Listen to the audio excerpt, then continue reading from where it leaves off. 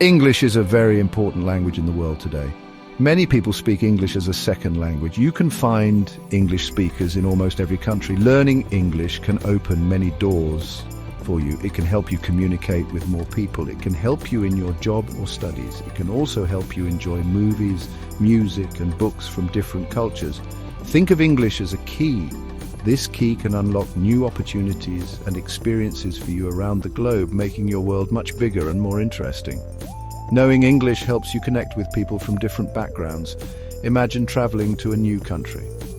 If you speak English, you can often find someone to talk to. You can ask for directions or order food. You can make new friends. In the world of business, English is often the main language. Many international companies use English for their meetings and documents. If you want to work for such a company, knowing English is a big advantage. It makes communication easier and more effective for everyone involved in global commerce. The internet is full of information, and much of it is in English. If you can read English, you can access a vast amount of knowledge. You can read news from different countries. You can learn new skills through online courses. You can watch videos and listen to podcasts on many topics. Many popular websites and social media platforms use English as their primary language, so understanding English helps you participate more fully in the online world, keeping you informed and connected with global trends and discussions. Learning English can also be a fun and rewarding experience. It is like learning a new game with its own rules and pieces. As you learn more words and grammar, you will feel more confident. You will be able to express your thoughts and ideas more clearly. You can understand what others are saying more easily. This journey of learning a new language can boost your self-esteem. It can also help you understand your own language better by comparing it with English. It's a skill that truly enriches your life in many different ways. Nouns are a very important part of English. Nouns are words that name people, places, things, or ideas. For example, teacher is a person, London is a place, book is a thing. Happiness is an idea.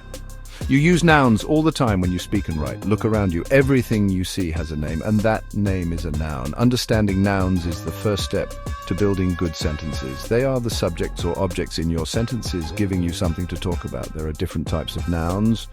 Common nouns name general things like city or dog. Proper nouns name specific things like Paris or Max. Proper nouns always start with a capital letter. This is an important rule to remember. We also have countable nouns, which are things you can count, like apples, 1 apple, 2 apples. And we have uncountable nouns, which are things you usually cannot count, like water or rice. Knowing these differences helps you use nouns correctly with articles and verbs.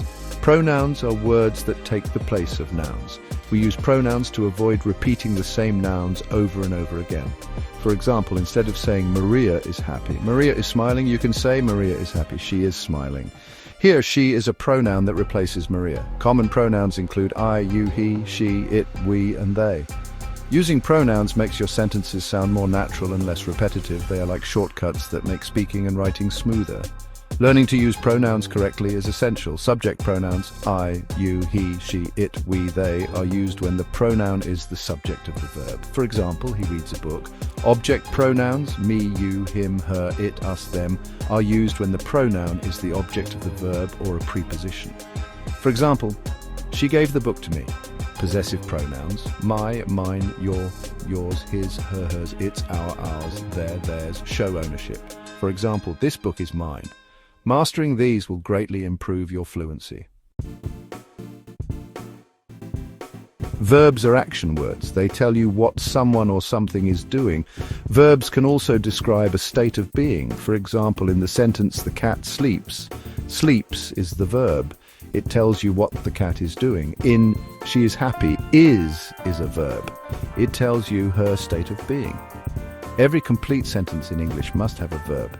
Verbs are the heart of the sentence. They make things happen and convey the core message. Without a verb, you just have a collection of words. Verbs change their form depending on the tense. Tense tells you when the action happens in the past, present, or future. For example, walk is a present tense verb. I walk to school every day. Walked is the past tense form. Yesterday I walked to school. Will walk is a future tense form. Tomorrow I will walk to school. Learning these different tenses is very important for clear communication. It helps people understand if an action has already happened, is happening now, or will happen later. There are main verbs and auxiliary verbs, also called helping verbs. Main verbs express the main action or state of being, like eat, run, or think. Auxiliary verbs help the main verb. Common auxiliary verbs are be, do, and have. For example, in he is reading, is an auxiliary verb helping the main verb reading. In do you like tea, do is an auxiliary verb used to form a question. These helping verbs are crucial for forming questions, negatives, and different tenses accurately. Verbs also need to agree with their subject. This is called subject-verb agreement. If the subject is singular, the verb often takes an S in the present tense. For example, she walks. If the subject is plural, the verb does not take an S. For example, they walk. For the verb to be, the forms are am, is, are in the present, and was, were in the past. Getting this agreement right is a key part of correct grammar. It makes your sentences sound correct and professional. Adjectives are words that describe nouns or pronouns. They give you more information about the person, place, thing, or idea. For example, if you have a car noun, you can add an adjective like red, so you have a red car. Adjectives can tell you about size, big, small, shape, round, square, color, blue, green, texture, smooth, rough, or quality, good, beautiful. They make your sentences more interesting and vivid. Using adjectives helps you paint a clearer picture for your listener or reader. Adjectives usually come before the noun they describe. For example, a happy child or an interesting book. Sometimes adjectives can come after a verb like to be. For example, the child is happy or the book is interesting. You can use more than one adjective to describe a noun. For example, a small red car. When you use multiple adjectives, there is often a preferred order, but for beginners, focusing on using them clearly is most important. They add flavor and precision to your language. Adverbs are words that describe verbs, adjectives, or other adverbs. They tell you how, when, where, or to what extent an action is performed. Many adverbs end in -ly, such as quickly, slowly, happily. For example, in he runs quickly, the adverb quickly describes the verb runs. It tells you how he runs. Adverbs can also modify adjectives. For example, she is very happy. Here, very is an adverb describing the adjective happy. They provide more detail about the circumstances of an action. Adverbs can be placed in different parts of a sentence. Sometimes they are before the verb. She always arrives early. Sometimes they are after the verb. He speaks softly. Understanding where to place adverbs can sometimes be tricky, but with practice it becomes easier. Adverbs that tell you when, for example, yesterday, now, soon, or where, for example, here, there, outside, are also very common. Learning to use adverbs effectively will make your English sound more natural and expressive, adding layers of meaning to your statements. Section 5. Putting words together, basic English sentence structure. The most basic English sentence structure is subject-verb, or SV. The subject is who or what is doing the action. The verb is the action itself. For example, birds fly. Here, birds is the subject and fly is the verb. Another example is, she sings. She is the subject and sings is the verb. These are very simple sentences, but they are complete sentences because they have a subject and a verb. Understanding this basic structure is fundamental to forming all other sentence types in the English language. A very common sentence structure is subject-verb-object, or SVO. The object is the person or thing that receives the action of the verb. For example, the dog chased the ball. Another example, I like pizza. The object usually comes after the verb. Many English sentences follow this pattern. It is a clear and direct way to express an idea. When you learn new verbs, it is helpful to know if they usually take an object. We can add more information to sentences using adjectives and adverbs. For example, with SVO, the happy dog quickly chased the red ball. This sentence still has the SVO core, but it provides much more detail. Adjectives describe the nouns, happy dog, red ball, and the adverb quickly describes the verb chased. Adding these descriptive words makes your sentences more engaging and informative, allowing you to express more complex thoughts. To make a simple statement negative, we often use do not or does not with the base form of the verb. For example, I like pizza becomes I do not like pizza. She speaks English becomes she does not speak English. For the verb to be, we add not after the verb. He is happy becomes he is not happy. Understanding how to negate sentences is crucial for expressing disagreement, denial, or absence, which are common aspects of everyday communication. Section 6. Common sentence patterns, speaking and writing clearly. One common sentence pattern involves the verb to be, followed by an adjective or a noun. This pattern is subject plus to be plus adjective or noun. For example, she is happy or he is a doctor. This structure is used to describe people or things or to identify them. Remember that to be changes form. I am, you are, he, she, or it is, we are, they are. This pattern is very common and useful for providing basic information and descriptions. Another important pattern is used for asking questions. For yes or no questions, we often invert the subject and the auxiliary verb. If there is no auxiliary verb, we add do, does, or did. For example, the statement she likes tea becomes the question does she like tea? The statement they are ready becomes are they ready? For questions starting with which words like who, what, where, when, why, and how, the what word comes first, followed by the auxiliary verb, then the subject. For example, where do you live? We also use sentences to give commands or make requests. These are called imperative sentences. For commands, we usually just use the base form of the verb. The subject you is understood but not stated. For example, close the door or sit down. To make a polite request, we often use please or words like could or would. For example, but please close the door, or could you help me please? These are very practical sentence patterns for daily interactions, allowing you to direct actions or ask for assistance. Connecting ideas is also important. We use conjunctions like and, but, and, or to join words, phrases, or simple sentences. For example, I like coffee and she likes tea. This joins two simple subject-verb-object sentences. Do you want tea or coffee? This uses or to offer a choice. He is tired, but he wants to finish his work. This uses but to show a contrast. Learning to use these conjunctions allows you to form more complex and interesting sentences, expressing relationships between different pieces of information. Section 7. Your first words. Building essential English vocabulary. Starting to learn English means learning some essential vocabulary. These are common words you will use every day. Think about words for people: mother, father, brother, sister, friend, teacher, student. Also words for common objects around you: house, room, table, chair, book, phone, computer. Learning these basic nouns will help you name the things in your world.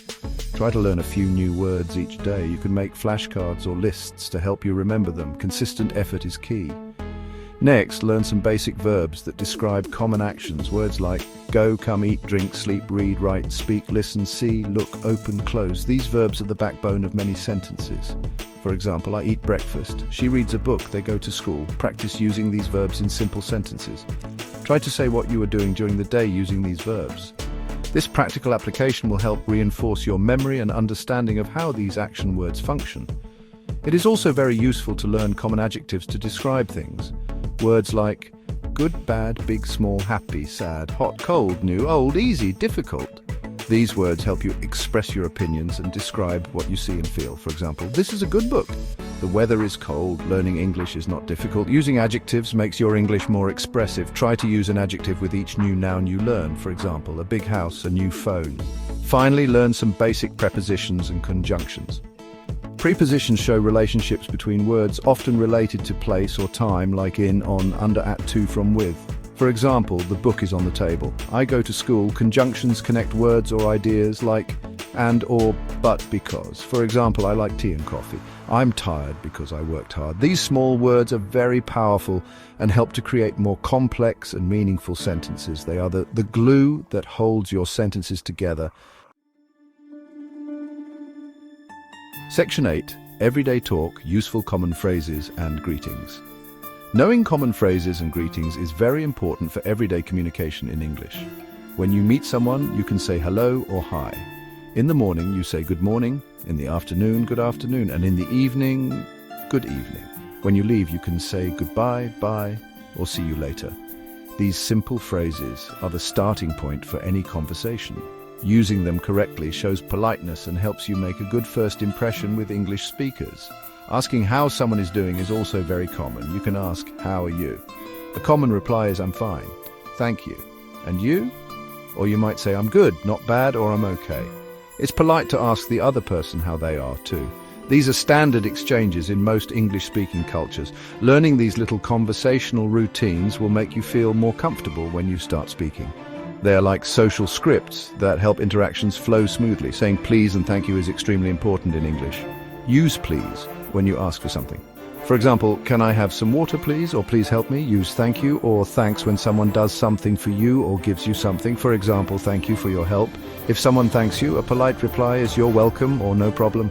These words show respect and appreciation, and using them frequently is highly valued in English-speaking environments. Other useful phrases include ways to apologize, like I'm sorry or excuse me. Excuse me can be used to get someone's attention or to apologize for a small mistake, like bumping into someone. I'm sorry is used for more significant apologies. Phrases for asking for information are also key. Where is the bathroom? What time is it? How much does this cost? Learning these practical phrases will help you navigate many everyday situations and interact more confidently with others when you need assistance or information. Section 9. Your learning journey. Tips, practice and next steps. Learning English is a journey, not a race. Be patient with yourself. It takes time and consistent effort. One of the best tips is to practice a little bit every day. Even 15 to 20 minutes of focused study or practice daily is better than one long session once a week. Consistency helps your brain absorb and retain new information more effectively. Set small, achievable goals for yourself, like learning 5 new words a day or completing 1 grammar exercise. Celebrate your progress along the way. Make English a part of your daily life. Try to listen to English as much as possible. You can listen to English music, podcasts, or watch TV shows and movies in English. Start with subtitles in your own language, then switch to English subtitles, and eventually try without subtitles. Try to read in English too. Start with simple books, articles, or children's stories. Don't worry if you don't understand every word. Try to understand the main idea. This exposure will improve your listening and reading comprehension skills significantly. Don't be afraid to make mistakes. Mistakes are a natural part of the learning process. Everyone makes mistakes when they are learning something new. The important thing is to learn from them. Try to speak English whenever you have the opportunity. Find a language partner, join a conversation group, or even talk to yourself in English. The more you speak, the more confident and fluent you will become. Practice speaking about familiar topics first, then gradually move to more complex ones. There are many resources available to help you learn English. You can use textbooks, language learning apps, websites, and online courses. Many libraries offer English learning materials and conversation classes. Consider finding a good grammar book for reference, like English Grammar in Use, to understand the rules. Look for resources that suit your learning style and level. The journey of mastering English is ongoing, but with dedication and the right tools, you will succeed. Keep learning, keep practicing, and enjoy the process of opening up your world.